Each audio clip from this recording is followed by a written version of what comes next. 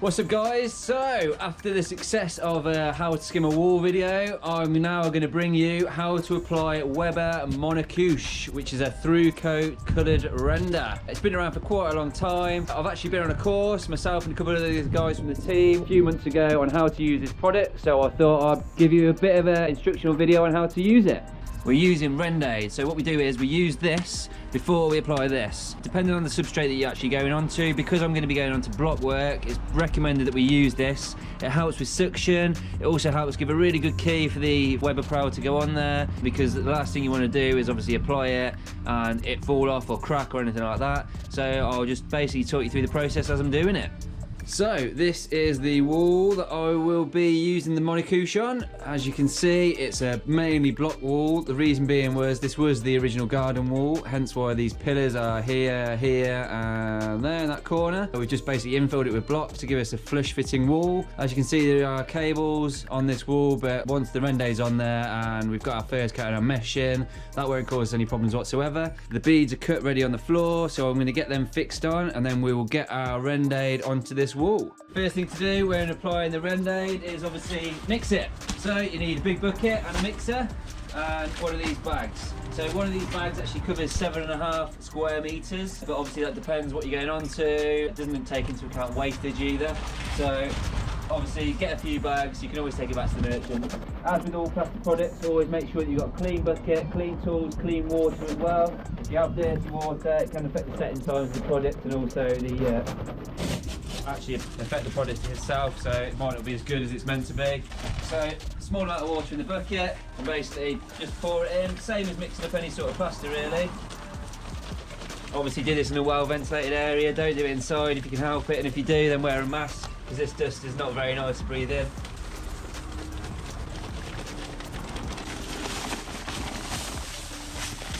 Just like that. Get your mixing drill. Give it a stir.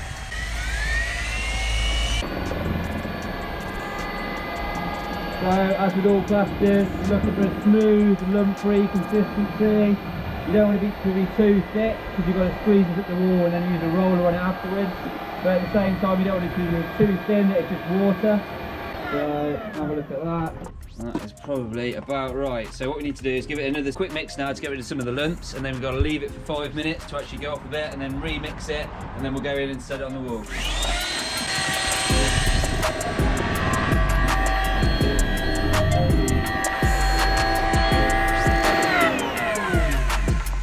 So we'll leave that as it is now. Set that to one side, and we'll just wait.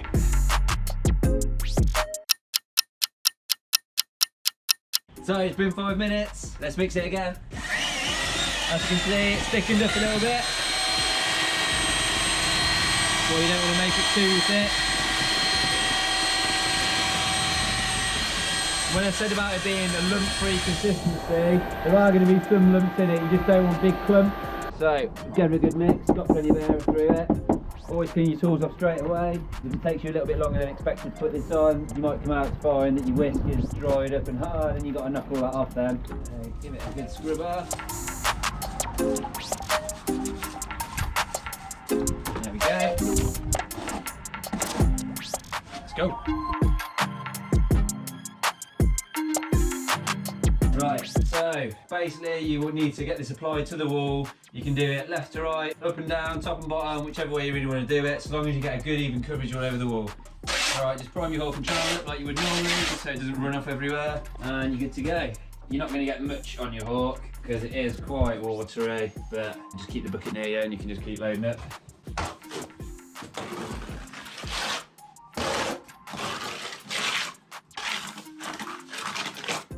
It's a nice even coat like that. You're looking for about between 3 and 5 mil.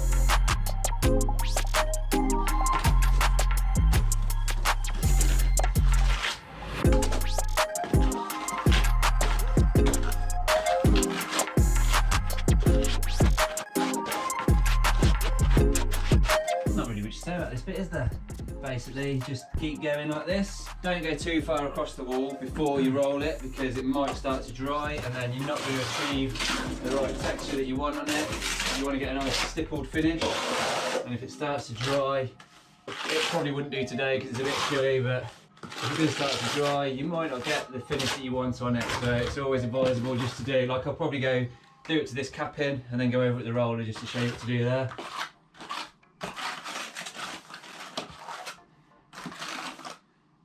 I would also recommend putting it on the capping because this is going on for a key. So obviously any problematic surfaces like that, you want to make sure you got it on there.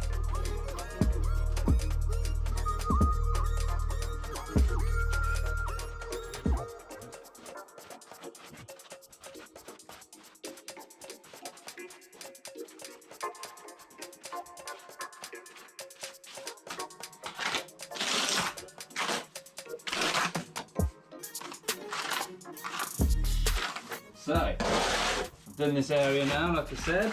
Now what I'm going to do is go back over it with the roller. So basically just normal paint roller, nothing special. And then all we're doing is going over it like this. This is the effect we're looking for, this stippling here.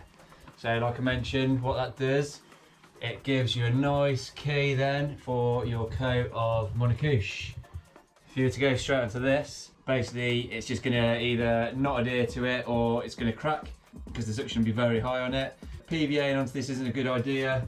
Weber do not recommend it, as it can cause basically a film onto the substrate, and then when you put your render on top of it, the film can then peel off, and obviously what that's going to do is cause the Weber to pull off the wall as well with it.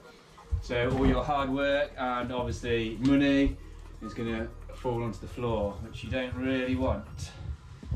So just nicely going over it like this. It's like being back in the 80s with the Artex. Thankfully I'm going over it. And that's it. It's literally as straightforward as that. Just straight over it. Give us that nice textured finish, which will give us a brilliant key then when we come to render it. So what I'll do now then is carry on this process across the whole wall.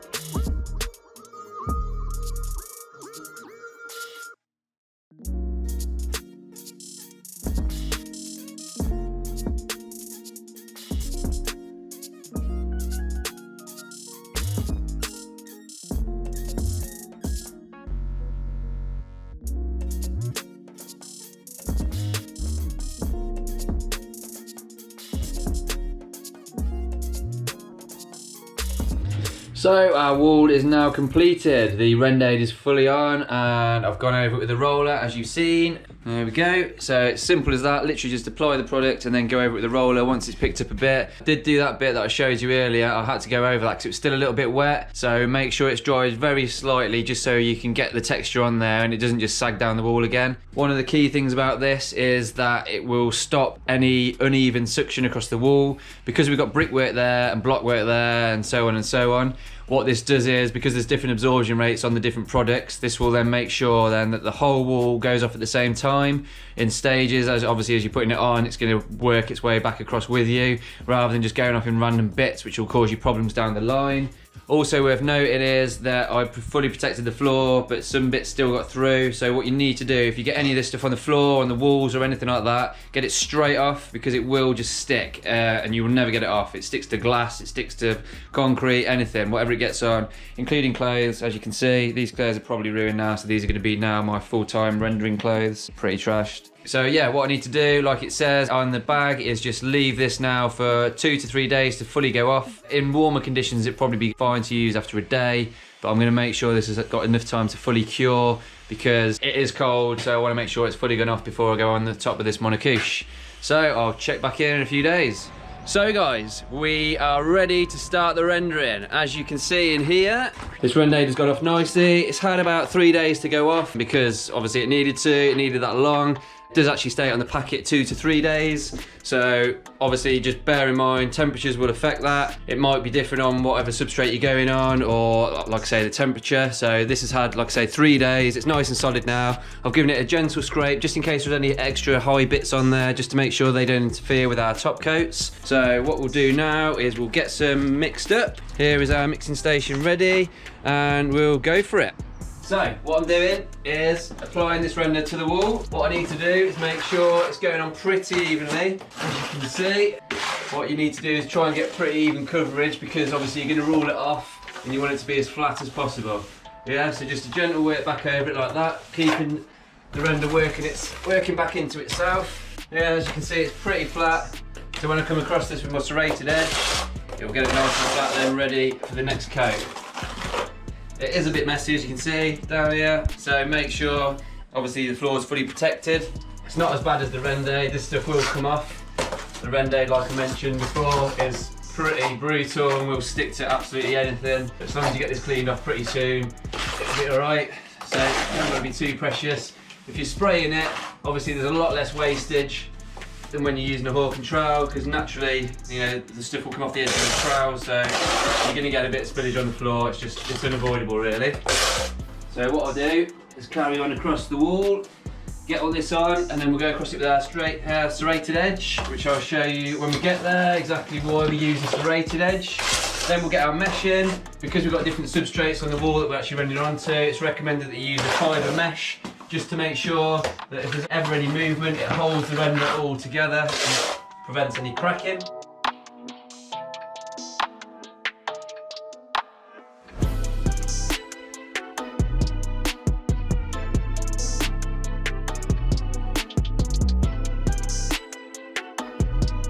So as you've just seen in the corner here, we've applied or started to apply this mesh. So it's not always important to use this. On the wall behind you over there, that is all block work, so we're not going to apply mesh to that because it's all the same substrate underneath, so there's not really any chance that there's going to be any movement there between the two different products. Whereas on here, as I explained earlier in the video, we've got block work and brickwork. So there's potentially stress points in the wall that will move over time just with varying temperatures and stuff like that. So what we're doing is applying this mesh just to prevent any cracking. So just get a section of it out, cut yourself a bit off, and then literally just work it straight into the render. It's important that you don't let the render go off too much before you do this, because obviously then if it has gone a bit too far, you're not going to be able to push the mesh into the render. So literally just feed it on like that, hold it in place for a second, get your trowel, and then just work it in to the render like this.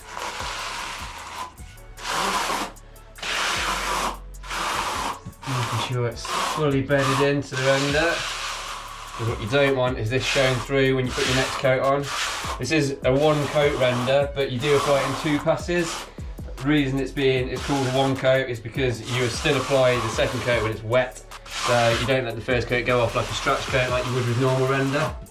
You're just literally pushing it in, applying quite a bit of pressure with your trowel, just to make sure that you're bedding this mesh right in.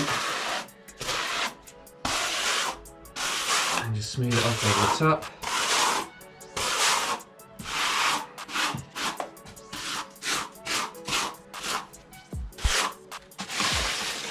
Like I say, it's not imperative that you use this on all substrates, but because we've got the various things underneath it, we're using this just for bout braces, just to make sure.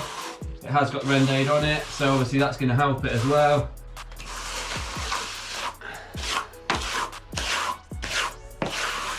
There we go.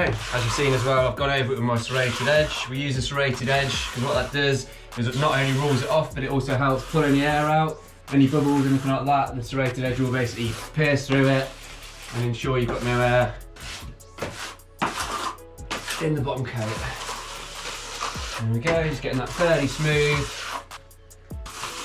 No big ridges or anything like that in it. There you go, just repeat that process across the whole wall and then leave that to tack up a bit, and then you can go on with your second coat.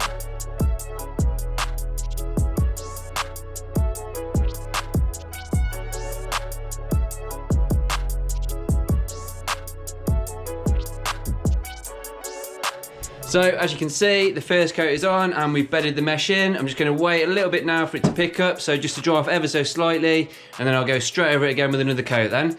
And then I'll use my eye bar, which is here. It's either an eye bar or a H section, depending on which way you're looking at it. We use that then in a circular motion over the wall like this, and then this will make sure it's perfectly flat all the way over. And then we can use our scratcher, once it's gone off fully, to get our finished texture all over it. I'll explain that process as we're doing it.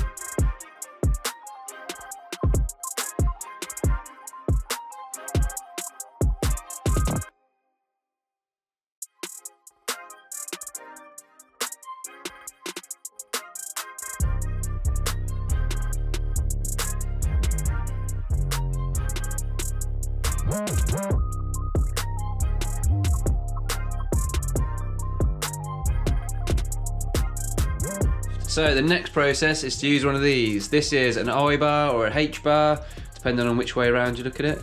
And we will use this tool to go across the wall and to scrape off any high areas like this to give you a nice flat finish across it. So when you come to use your scratcher, this will give you a nice even coat all the way over. The last thing you want to do is see loads of lumps and bumps everywhere. So this piece of kit here is very essential when you're doing this. So what I'll do now is I'll set up the little time lapse and you can watch me do it.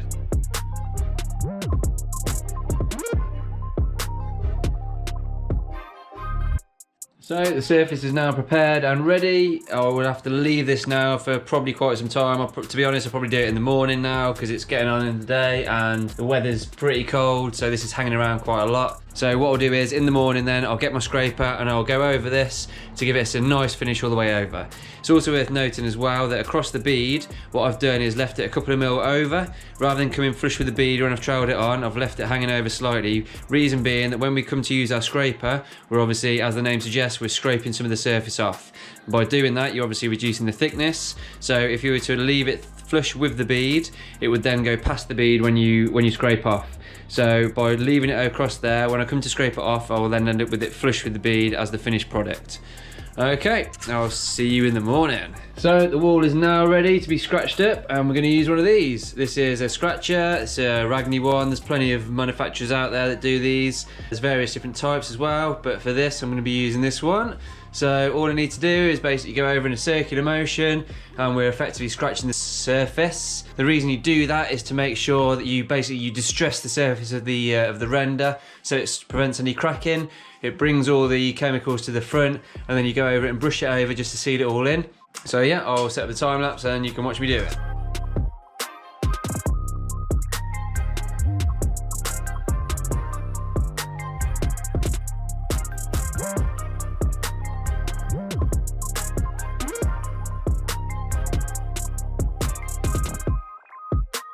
So, as you can see, the wall is now finished. It actually turned ready for finishing before I left, so I've just decided to stay a little bit later and just get it finished off because the last thing I want to do is leave it overnight and then come in and it be absolutely solid, because then I'm just going to end up with a load of problems and the finish isn't going to be as great as I would like it to be. So I'm pretty impressed with the way this has come out. As you saw, I just used a scratcher over the surface just to basically rough the surface up, keep it nice and flat, and then go over the top of it then with a soft brush just to seal that in. Clean everything up. As you can see underneath, the bead looking pretty good. Scratch back to the bead like I mentioned earlier. So yeah, that's about it now. It's job done, leave it to dry and then that's it.